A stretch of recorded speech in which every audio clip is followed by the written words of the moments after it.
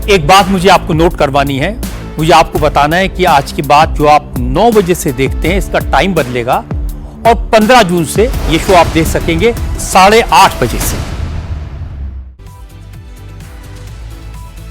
स्वागत, आप देख रहे हैं कहानी कुर्सी की। मैं हूं सौरभ, स्टूडियो में हर्षवर्धन त्रिपाठी जी, विजय त्रिवेदी जी, प्रोफेसर संगीत रागी जी, समीर चौगांवकर जी हमारे साथ हैं। अब जरा टीएमसी से आई नई खबर की बात कर लें। एक हार ने ममता बनर्जी की पार्टी ही खत्म कर दी। 28 साल पुरानी टीएमसी 28 दिन अपनी हार जो है वो बर्दाश्त नहीं कर पाई है। विधायक हों, सांसद हों, इनके अलावा पार्टी के चाहे और कितने ही पदाधिकारी हों, पार्षद हों, सब के सब भाग रहे हैं। पार्टी के अंदर भगदड़ मची हुई है इस वक्त एक किस्म से। और अब ये एक नए डॉक्यूमेंट, एक नए कागज सामने आए जिसमें उन सारे सांसदों के जो दस्तखत हैं, जो बागी गुट में शामिल हैं, वो सारे लोग जो हैं उनके दस्तखत इसमें दिखाई दे रहे हैं। आप देख सकते हैं ये कोलकाता से लेकर दिल्ली तक जो ममता के खिलाफ बगावत हो रही है उसी का नतीजा है कि अब सांसदों ने खुल करके वो कागज जारी कर दिया है जिसमें उन्होंने ममता बनर्जी के खिलाफ एनडीए का समर्थन करने वाला एक अलग गुट बनाने का फैसला किया था। और लोकसभा के सारे सांसद हैं, ये उन्हीं की चिट्ठी है। इसमें 19 सांसदों के नाम हैं और ये लोकसभा स्पीकर को लिखी गई थी। सदन में अलग ब्लॉक बनाने की मांग की गई थी। ये स्पीकर को 18 मई को लिख दिया गया था। आज देखिए 12 जून हो गई है, तो 1 महीना हो चुका है इस बात को। 19 सांसदों की लिस्ट में कुछ चौंकाने वाले नाम भी हैं। शायनी घोष का नाम भी इसके अंदर चल रहा है। चुनाव प्रचार के दौरान उन्होंने जो गीत गाया था उसके बाद बड़ी उसकी चर्चा हुई, बड़ा वायरल हो गया था। उन्होंने भी ममता बनर्जी के खिलाफ बगावत कर दी। इनको तो हार के बाद भी पार्टी में एक पोस्ट दी थी उन्होंने। इस चिट्ठी में बांग्ला फिल्मों के सुपरस्टार देव अधिकारी का भी नाम है। देव अधिकारी घाटाल से सांसद हैं और ममता बनर्जी के बहुत करीब हैं। उन्होंने अभी बयान जारी किया कि ममता जी ने मुझे सब कुछ दिया, फिर भी वो इस चिट्ठी में है। इनके अलावा यूसुफ पठान हैं, खलीलुर रहमान हैं, अबू ताहिर हैं, शताब्दी रॉय हैं, बापी हल्दर हैं, शर्मिला सरकार हैं और अरूप चक्रवर्ती। मैंने आपको कुछ नाम बताए हैं, बहुत सारे और नाम हैं। एक नाम कौन सा? प्रसून बनर्जी। मैंने इसलिए कहा कि बहुत सारे नाम हैं और उसमें जगदीश बसूनिया जी वो भी इस चिट्ठी में है। और जगदीश बसूनिया जी सांसद हैं। उन्होंने आज हमसे बात की इंडिया टीवी से और उन्होंने बड़ा खुलकर के ये बताया है कि हमारा प्रॉब्लम क्या है। वो बता रहे हैं कि हमारी जो तकलीफ है, जो नाराजगी है, एक दिन की नहीं है, ये बरसों की है, बस सामने अब आई है और वजह एक ही है। किसी से पूछिए आप, अभिषेक बनर्जी, अभिषेक बनर्जी, अभिषेक बनर्जी।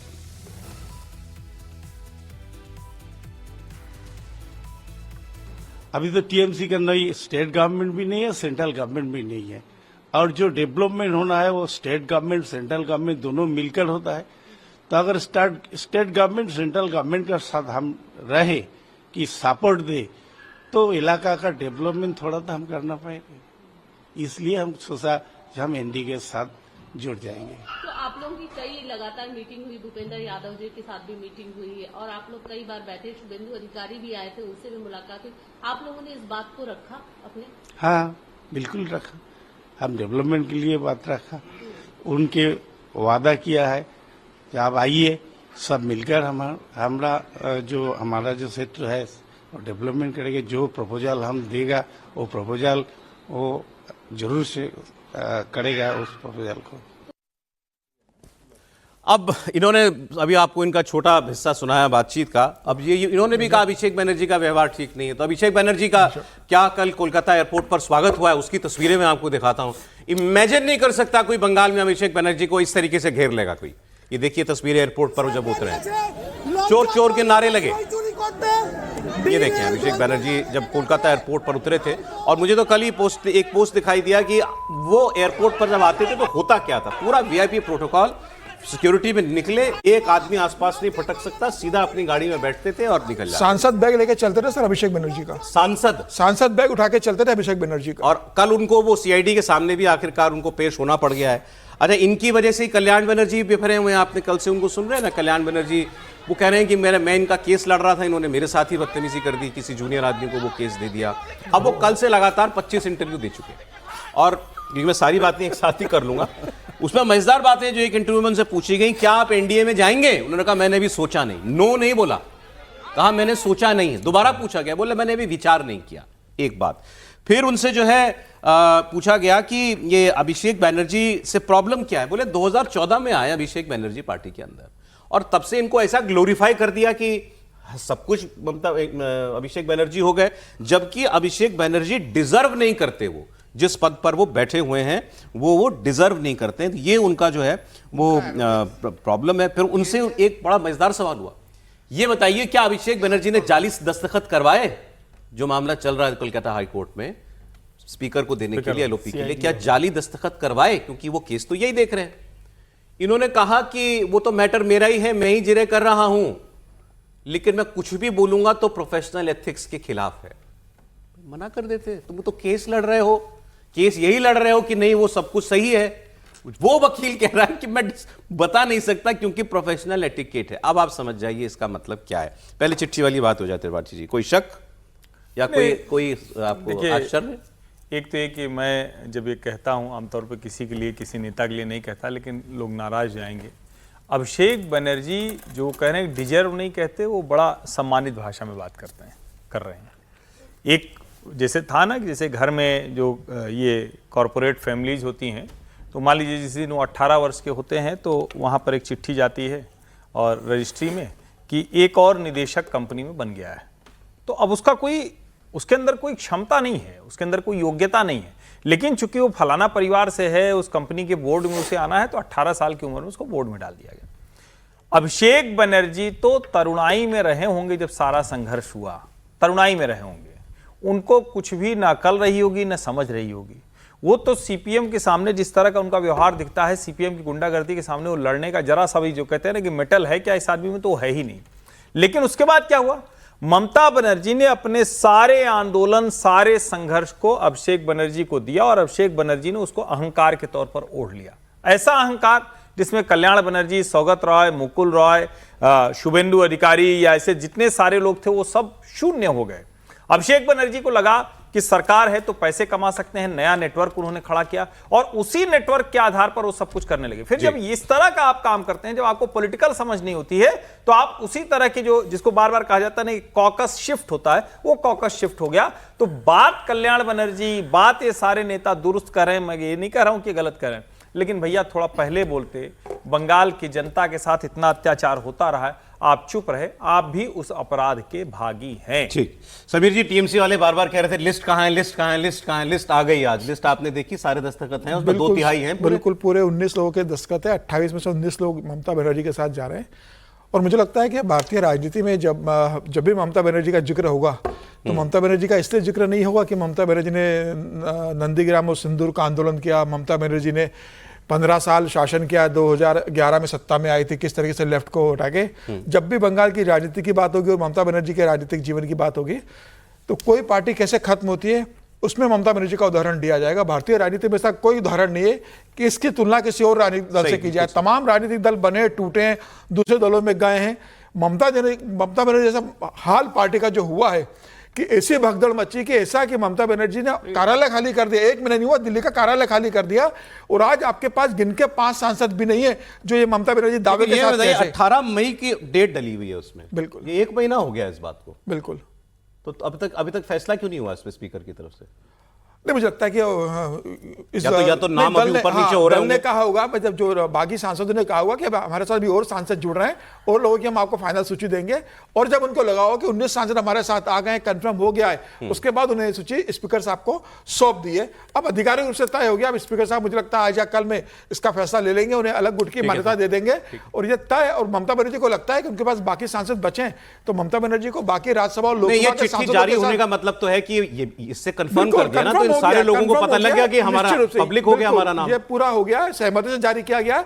अगर ममता बनर्जी को लगता है कि उनके पास कुछ लोकसभा और राज्यसभा के सांसद है तो ममता बनर्जी को उनको मीडिया के सामने लेकर आना चाहिए कि ये मेरे साथ बचे हुए। एक और नाम जुड़ सकता है क्या कल्याण बनर्जी का? वो भी, ये तो विप हैं, चीफ विप ममता जी की तरफ से। उधर से शताब्दी काकुली घोष खुद को बता रही हैं चीफ विप, इधर से ये बता रहे हैं ममता जी इनको चीफ विप बताती हैं। अब ये चले जाएंगे तो संख्या 20 हो जाएगी, हालांकि अब ये क्लियर नहीं कर रहे हैं। इनके बारे में जो सांसद हैं कीर्ति आजाद, अब सोच कीर्ति आजाद और इन्होंने साथ में प्रेस कॉन्फ्रेंस की थी और इन सारे नेताओं को, गद्दार बागियों को उन्होंने कहा था कि ये सब प्रलोभन में और डर के मारे गए हैं। अब ये खुद जो है जाने के चक्कर में है कीर्ति आजाद, लेकिन कह रहे हैं कि कल्याण जी नहीं जाएंगे, भावुक आदमी है, गुस्सा है, निकल जाएगा, हो जाएगा ठीक। देखिए, कल्याण बनर्जी फाइटर है, वो दीदी के साथ शुरू से लेके आज तक खड़ा रहा है। कल्याण बनर्जी कहीं नहीं जाएगा। कल्याण बनर्जी भावुक आदमी है, उसकी भावनाएं हैं, उसकी भावनाओं का कद्र करना चाहिए, हमको उसकी भावनाओं का रिस्पेक्ट करना चाहिए। और दीदी का नाम लिया, दीदी बात करेगी और दीदी बात करेगी, ठीक हो जाएगा। एक मामला वो था, थोड़ा अर्ली उनको इन्फॉर्मेशन दे देते कि भाई कोई और केस लड़ने वाला है, कोई और लड़ रहा है, अंतिम समय में देना यह उचित नहीं था। तो मैं यही समझता हूं उसको लेकर के उनके मन में गुस्सा है, जो बिल्कुल जायज है और सही है, लेकिन दीदी इसको ठीक कर देगी। दीदी ठीक कर सकती तो बाकियों का भी ठीक कर देती। बाकियों ने भी कहा हमारी भावनाओं की कदर नहीं हुई, तो कल्याण जी की भावनाओं की कदर कैसे हो जाएगी? और कल्याण जी तो साफ कह रहे हैं मेरी भावना की कदर करो तो अभिषेक को निकालो पार्टी से, तो मैं पार्टी में हूं, ऐसे ही कदर होगी ना। सर एक लाइन बोल दो, कल्याण जी एक लाइन बोलो सर, कल्याण जी आनंद जी को लेकर जाएंगे साथ में। अब देखने से रुके हुए वो आनंद जी कहाँ है? अभी एक है, एक और पार्टी में आनंद जी है। उनके एक है करीबी, उसको लेकर जाएंगे, दोनों जोड़ी साथ में जाएगी। इनकी जोड़ी है, कल्याण जी आनंद जी बना दिया। इनकी एक जोड़ी है, मजाक कर रहे हैं, मैंने सीरियसली, इनकी एक जोड़ी है, कल्याण बनर्जी के एक बहुत करीबी सांसद है, उनकी जोड़ी मानी जाती है पार्टी के अंदर, वो उसकी राह देख रहे हैं, दोनों जोड़ी साथ में जाएगी। कल्याण जी किसी और को तो रोका नहीं, क्या इन्हीं को रोकने के लिए ममता जी कुछ करेंगी? देखिए, मैं कीर्ति आजाद को सुन रहा था एक टेलीविजन चैनल पर, मैं उस प्रोग्राम में था और वो कह रहे थे कि देखिए मात्र इन जो बागी लोग हैं उनके पास मात्र 13 लोग हैं, और देखिए 13 लोग में भी देखिए ममता जी जब बात कर लेंगी तो सारे के सारे साथ आ जाएंगे, कोई टूट फूट नहीं होगी, कोई अलग नहीं होगी। 2 दिन बाद आपके सामने तस्वीर आपको सामने दिखाई दे रही है। कल्याण बनर्जी को रात के 1 बजे कहा गया कि आप आने वाले दिनों के दिन में, कल जो हुआ उसमें आप पक्ष नहीं रखेंगे, कोई दूसरा पक्ष रखेगा। ये बात उनको लगी कि मैं 45 साल से इस प्रोफेशन में हूं, मैं सारे केस देखता था ममता जी का, अभिषेक का सारा केस देखता था, और अब एकाएक मुझ पर विश्वास नहीं किया जा रहा है। उनको धक्का यहां लगा है कि ममता दीदी हम पर विश्वास नहीं करती हैं, ठीक है, और इस कारण से मैंने गलत सवाल पूछ लिया। और आपसे पूछना था, आपको तो धक्का नहीं लगा सायोनी घोष का नाम देख के? मुझे तो अब धक्का अच्छा लगा, अच्छा लगा, नहीं अच्छा लगा आपको? नहीं एनडीए में होंगी सायोनी घोष। देखिए मैं तो बड़ा हृदय माझे काबा नयन मदीना। मैंने कल कहा था एक चीज, नहीं हर्षवर्धन जी इस चीज का जिक्र कर दूं, मैंने कल कहा था कि भगवान कृष्ण ने महाभारत में घटोत्कच का सहारा लिया था, जब कर्ण का वध करने की किसी भी चीज को जस्टिफाई कर सकते हैं, तो कोई इतिहास का उदाहरण लाएंगे, नहीं इतिहास का या धार्मिक उदाहरण लाएंगे, नहीं, मैं अभी इस राष्ट्र के धर्म को बचाने के लिए, हाँ। इस राष्ट्र के धर्म को बचाने के लिए और राष्ट्र को बचाने के लिए मैं कह रहा हूं तात्कालिक नैतिकता की बलि सायोनी घोष के इधर आने को जस्टिफाई कर रहे हैं। मैं इसको ऑन रिकॉर्ड दर्ज करना चाहता हूं। एक बयान और सुना दो, विजय के पास आ रहा हूं आपको। नहीं सर, कैसे बदल रही है दुनिया, ये है बादल छटते साहब के साथ बाद में ये क्यों बयान दे रहे हैं आप? पहले इसको बात को खत्म कीजिए। कैसे बदल रही है दुनिया। आप सुबह उठे, कभी बहुत तेज बरसात है, काले बादल, और अचानक आंधी तूफान, 1 मिनट लगता है सब खत्म हो जाता है, धूप खिली हुई धूप आ जाती है। ऐसा ही हो रहा है कुछ। 3 टप्पड़ मैंने आपको ये कुणाल को, इनका कल्याण बनर्जी का दिखाई दिया, अब तो मुझे कहना पड़ रहा है कीर्ति जी भी ज्यादा ना बोले, कीर्ति जी भी थोड़े दिनों तक रुक जाए, चुप हो जाए। विजय जी, गंगा में नदियां मिलती हैं आकर के, तो क्या गंगा उसको अस्वीकार कर देती है? आपकी बात के बाद अभी सौरभ जी बोले इस पर आपत्ति की। एक बड़ा मजेदार बयान सुनाता हूं आपको। कुणाल घोष, ये भी दीदी के खासम खास में से, इन्होंने भी दीदी को नहीं छोड़ा है अभी तक, लेकिन ये क्या कह रहे हैं, वही गलती रिपीट हो रहा है जो पहले हो रही थी, ये ठीक नहीं है। लेकिन मैं ममता दीदी के साथ हूं। इनसे ये कल जितनी बातें कल्याण बनर्जी ने अभिषेक बनर्जी पर बोली, उन पर रिएक्शन लिया गया, पूछा वो क्या कहना है, वो बहुत सीनियर आदमी है। वो बोलते हैं, मुझे बहुत क्यूट लगते हैं, अच्छा बोलते हैं। हाँ, अच्छा, बहुत अच्छा बोलते हैं, और मैं इस बात को रिस्पेक्ट करता हूं कि वो ममता जी के साथ है जब पूरी पार्टी चली। लेकिन सुनिए, उन्होंने कहा वो बहुत सीनियर आदमी है, लेकिन मैं उनका किसी बात को कॉन्ट्राडिक्ट नहीं करूंगा। अब इसका मतलब आप निकाल लीजिए, सुनिए। कल्याण जी जो भी रिएक्ट किया है उसके ऊपर हमारा कोई कमेंट या कॉन्ट्राडिक्शन नहीं है।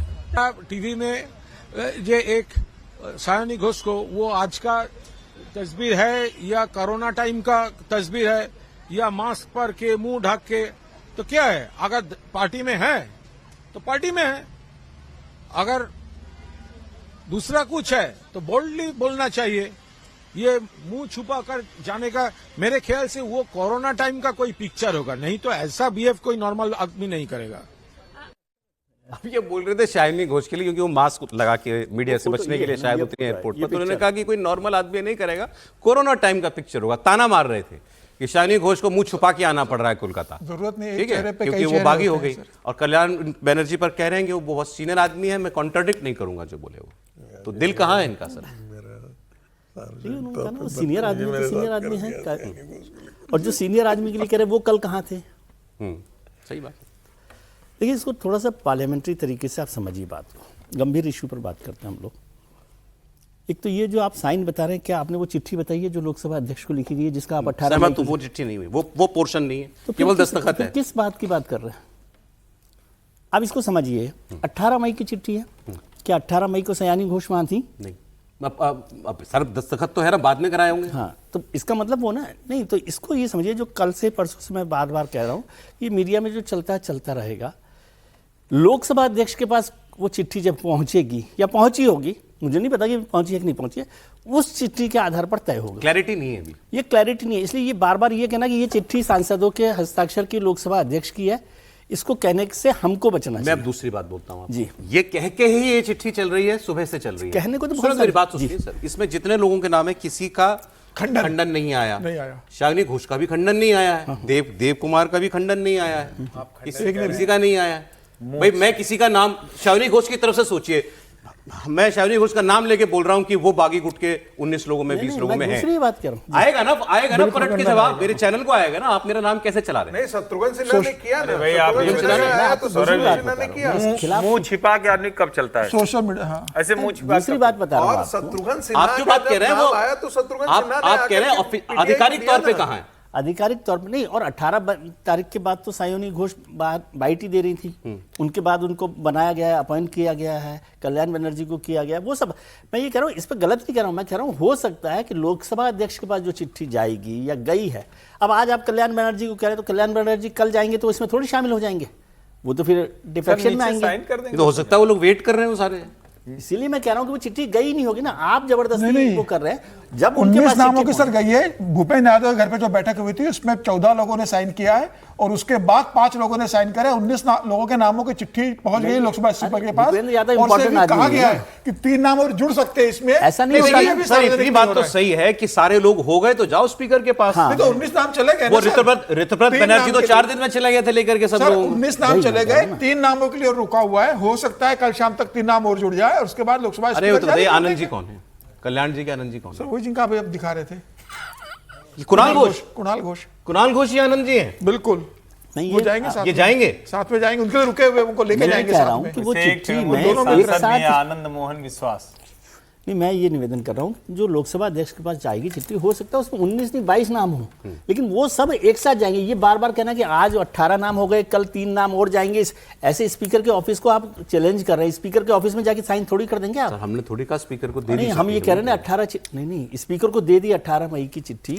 मैं ये कह रहा हूँ, वही बात मैं कह रहा हूँ कि हमें टेक्निकली लोकसभा अध्यक्ष के पास जब चिट्ठी जाएगी, समय हो गया सर, आप बोल जल्दी देखिए, ये तो पूरी तरह से पॉलिटिकल डेवलपमेंट है। तो कागज है, चिट्ठी है, लोकसभा अध्यक्ष को लिखी गई है, आधिकारिक तो जब लोकसभा अध्यक्ष की चिट्ठी नहीं सर, मैं वही तो बता रहा हूँ ना सर, आप नाराज जा रहे हैं। राजनीतिक घटनाक्रम तो ऐसे ही चलता है ना सर, पहले भी तो ऐसे होता था। अच्छा, ये कोई संविधान वाला तो है नहीं कि नेहरू जी ने पहले साइन कर दिया तो राजेंद्र प्रसाद जी को टेढ़ा लिखना पड़ा। आप सोनिया जी का मामला याद दिला दो, प्रधानमंत्री 19 तारीख को खबर दे रहा हूं, लोकसभा सांसद ओम बिरला ने 19 तारीख का अपॉइंटमेंट दे दिया है इन सांसदों को। आज 12 तारीख है, 19 तारीख का अपॉइंटमेंट मिल गया है। अभी इसमें भी कोई साइन कर सकता है भाई, नीचे साइन ही तो करना है। एक हफ्ता इसी बात का है कि लगेगा, किसी और हो जाएगा भाई। एक हफ्ता इसीलिए है ना, कल्याण जी आनंद जी को ले आओ। अरे अभी बार ये खबर में बदलाव हो रहा है, मुझे जो बताया जा रहा है, सॉरी क्लैरिफिकेशन, मंडे को सोचा इतनी देर कैसे कर मंडे का मतलब हो गया 15 जून। नहीं, मैं भी यही 15 जून मैं भी यही सोच रहा था 15 जून को सोमवार को लोकसभा स्पीकर इन सांसदों से मिल सकते हैं, उनको अपॉइंटमेंट दे दिया गया है, जो जाए काबुली हो जाए, कोई भी जाए, मंडे को ये काम ऑफिशियल होगा। ये खबर हमारे पास आ गई। अब मंडे तक किसको और दस्तखत करना है वो देख ले, यही सांसद ये लोग यही काम कर रहे हैं।